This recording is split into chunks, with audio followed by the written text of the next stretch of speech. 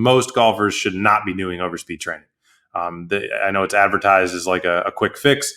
Honestly, if you're a ticking time bomb and you do overspeed training, the likelihood that you're going to get hurt is quite high. Welcome to the Golf Fitness Bomb Squad podcast with Chris Finn, a production of P4S Golf. What's going on, everybody? Welcome to the Golf Fitness Bomb Squad. I'm your host, Chris Finn, and I am super excited about today's episode. This is something that actually just came up the other day on social, and actually had a client conversation in the facility. He came in pretty heated, and it was awesome to be able to have this discussion with him. So let me give you some context. So we had basically a couple of years ago, we did our first controlled study looking at overspeed training. So we had basically partnered with Super Speed Golf to do an initial study. They donated they have their 3 different sticks. They sent them down to us so we could test. So we had a bunch of different groups. We had a control group, and as well as test groups. And our initial question was, could we figure out the optimal way to train golfers for speed without them getting hurt, right?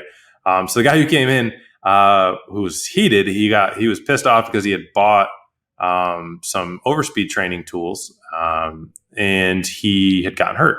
And he was like, this sucks. I just wanted to play golf. I want to swing faster. Why the hell did I get hurt, right? And the reason he got hurt is because he had no idea. He had no mobility. He couldn't rotate in any of the 4 rotary centers, which if you've been listening to the Bomb Squad for a while, step 1, make sure you can rotate in the 4 rotary centers, right? So this guy obviously was not a listener at that point. So he had gotten hurt doing overspeed training, and he was pissed because he had the club championship coming up. And obviously we had to get him to where he was pain free so he could play. All of a sudden, gaining 3 miles an hour wasn't that important to him. It was, could I just get out and play and compete?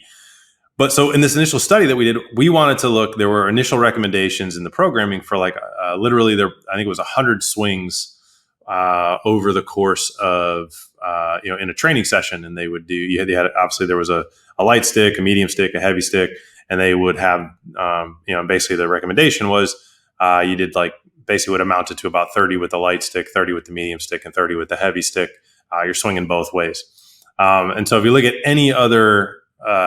As we always do at P4S Golf, we approach it with curiosity. We're like, there's no other sport where you train speed where you do 100 reps. Doesn't make any physiological sense. You don't see 100-meter sprinters doing 100-meter sprints in their training session, right? And now overspeed training, we're recommending, at least the recommendations at those times were like 2 to 3 times a week, right? Like you quote unquote can't do too much. And so basically just for everybody listening, overspeed training is nervous system training. So if we look at the context of our 3 profiles, right? You have your ticking time bomb who doesn't have full mobility in all the rotary centers, or even if they do pass all the rotary centers, their club head speed is already faster than what their body can handle. So they don't have the strength or the power to basically just support that speed. Now, at the time we were doing this study, we didn't have all this data and all this information, so nobody knew that. This was about 3 or 4 years ago. We have all this information now. So now we can very clearly say, hey, somebody is already swinging faster than what they can handle. Overspeed training probably ain't the right tool for them, right?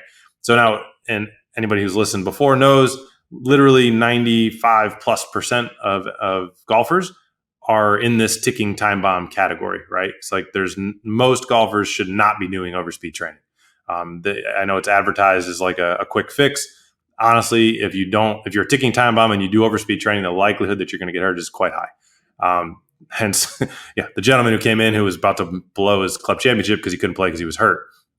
But I digress. So study that we put together was basically you had a control group who just did the 100 reps, as prescribed with all 3 sticks. And then we had one group that only did the heavy stick, one group that only did the light stick, and one group that only did the medium stick, and they only did 30 swings. So they did a third of the volume.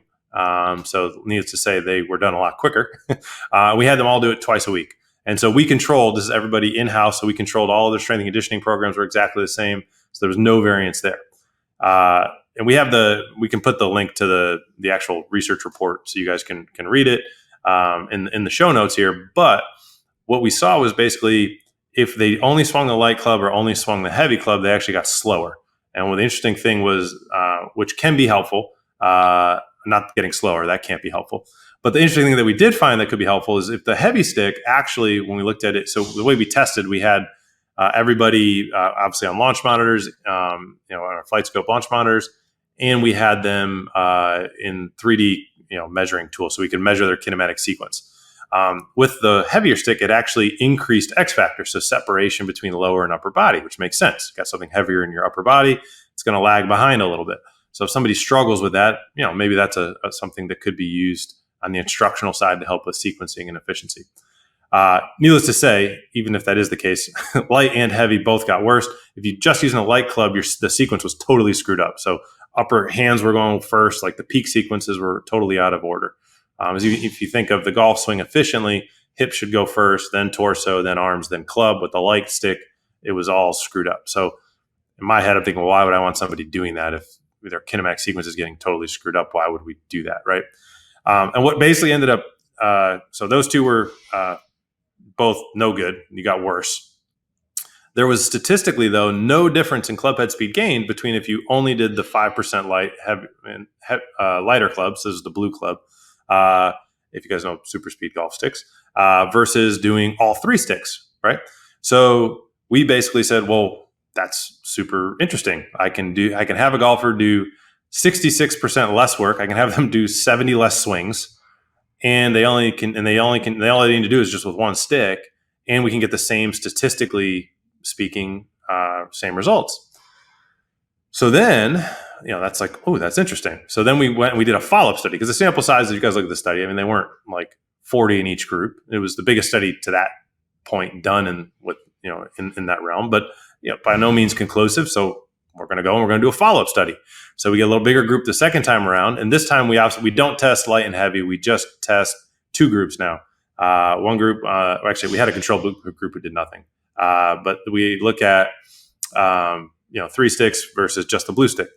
And again, statistically speaking, no difference, right? So if you look at the studies, raw data, I think in one, the blue stick raw was better, and one, the three sticks was better, right? But if you look at it based on sample size and all the statistical math, there was, the p-value did not show any significance. So we walk away from that saying, oh my God, like we don't need to do all those reps. So that makes sense physiologically, because golf, our body doesn't physiologically change. So why would we train differently for speed in golf than we do for other sports? Don't do hundreds of reps. That's the takeaway, guys. If you're listening to this, don't do hundreds of reps of speed training. Even if you have good rotary mobility and you're strong enough to support the speed you currently have and you want more, don't do hundreds of reps. It's a waste of time. It turns into a cardiovascular event. Okay. We actually did an awesome story. I was doing a presentation at a club, and I had got some volunteers up, and I got two guys up, and one guy gave him the three sticks, and I made him do the 3-stick protocol. The other guy gave him just the blue stick, and I said, hey man, you're just going to do this protocol, just the 30 swings. And he had to and we made him take a 2-minute rest after every 10 swings. So he swung 5 left, 5 right, rested 2 minutes, right? The other guy's got to keep going. You just kind of keep going. So they get to the end. Literally, the guy doing the with just the blue stick is like, kind of like bored. He's like, I don't even know what the heck I'm doing here, dude. And the other guy's sweating, out of breath with the 3 sticks. He's doing 100 swings. And so the guy with the blue stick is like, ends up waiting for him to finish. We go to retest. The guy who did all 3 sticks, I think maybe picked up like 1 or 2 miles an hour. The guy who did the blue stick picked up like 5 or 6 miles an hour. Obviously, this is just 2 individuals. Could be, this is not apply and say this is what's going to happen to everybody if you do these systems. But the take home was he did less work. He was not sweating. He was not out of breath. He had less load on his body, and he saw a massive gain. So why would you do more if you don't have to? Right? That's the question that goes into my mind. So title of this episode, obviously, 1,000 golfers. Well, we didn't test 1,000 in those 2 studies. But then what we did is now for the last 3-4 years, we're over 10,000 golfers. And what we do, basically, we get people from this ticking time bomb category. There's no speed training recommended in that category, guys. None. So if you're doing speed training, and you don't have full mobility in your hips and your shoulders, your spine, stop it. You're going to hurt yourself. Please stop it. But once we get you to this balanced golfer phase, and then we can get that strength up, then speed training has its place. But the interesting thing that we've seen is, particularly as we were starting to, those of you who are nerds will appreciate this. We start looking at, basically these different, there's what's called a force velocity curve. So some people are really good at moving heavy things fast, but suck at moving light things fast. And some people are really good at moving light things fast, but suck at moving heavy things fast. So as a golfer, we all have different areas in which we can train more specifically to get our speed up. So you can get super specific in the type and how much load and the type of speed training you're using by how heavy the object is that you're swinging. Think of swinging a 7-iron versus swinging a driver, right? There's going to be difference in weights. This is where systems like the Stack have come out, or I think Rip Trainer might have different weights too. So basically what we've figured out is that there's actually there's profiles, just like we found like the three big profiles. For speed training, there's different profiles and there's different specific training protocols that optimize for every single golfer. So when you guys go out and you look at all the different speed training options that are available, definitely looking for ones that are more adjustable are going to be the better way to go. And ones that are able to start to identify, hey, are you somebody who moves the light stuff really good and you need help doing the heavier? Or are you somebody who moves heavy stuff more specifically, really well and needs lighter stuff? So that's the big thing that we took away is, number one, you don't need tons and tons and tons of reps. If you're doing more than 30 reps in a session, that's probably too much.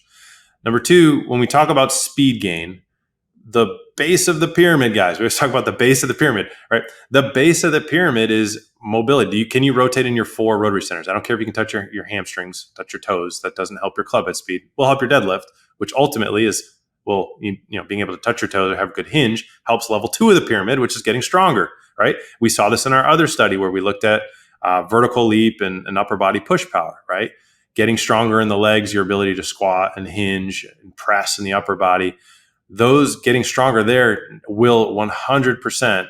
There is a statistically causational relationship behind being able to produce more force into the ground, aka jump higher, as well as being able to throw medicine balls further from a chest pass position. If those go up, your club head speed goes up. It's causationally, statistically, over 10,000 people. Right, this is not a case study of 5. Right? 10,000 people. Those are the areas that we see the biggest gains initially. Now, once you're getting those and you want to layer on top of it overspeed type training, well, then let's get specific, right? And this is where we test. When we do our testing, you should be testing how powerful are you with something light versus medium versus heavy, and figure out, where you are on that spectrum from force velocity curves. And should you be swinging something heavier or should you be swinging something lighter? And there are specifics here that actually help to optimize how much gain you can get with as little work as you can get. I'm a big fan of work smart and hard, right? So we're going to work hard, but we're not going to do more than we have to. We're going to work really smart and work hard on the things that actually are going to move the needle for us. So to wrap it all up, overspeed training is wildly simplified in the general public for people trying to sell you stuff. 95% of you don't need it, or not that you don't need it, but you shouldn't use it. You aren't ready for it, right? You got to get your body ready to do that. And when the body is ready, it can be an incredibly useful tool. It can truly be like a key that unlocks, just the golden speed gates, right? Where you're going to be able to swing the club a lot faster. But if you do it when your body is not ready, it is almost a surefire way for people to get hurt, particularly if you're doing tons and tons and tons of volume. There are times in the year to do it, times of the year to back down from it. And I think when we look at the science, it's very, very clear that we need to have our foundational levels of mobility and strength and power in place, for which overspeed training can be layered on top of it and be incredibly helpful and incredibly beneficial to longevity in the game if we do it right. I'm a big fan of saying a monkey can get you to move faster. You want to move faster? Just take your driver and swing it really, really hard and fast, 20 times a day. Like, you'll start moving the club faster. Like, it's not that hard, right? What's the science, or the hard part or the difficult part, is doing it in a way where you can do it and not get injured, so that you're safe and you can actually play this game for a long time. So swinging fast is cool. Swinging fast without pain is even cooler. So hopefully you took away a little nugget, at least one from today, on the basically the importance of understanding, is your body ready for overspeed training, and if you are doing it, how much should you do? and understanding a little bit, without getting too nerdy, force velocity curves, and not everybody should be using the same stick. There are different weights that are optimal for different people, and it's important that you figure out how to do that. So hopefully that helps. Hopefully that helps you avoid getting hurt. Hopefully we've diffused some ticking time bombs from exploding by jumping into overspeed training when you're not ready. So appreciate you guys. We'll see you in the next one.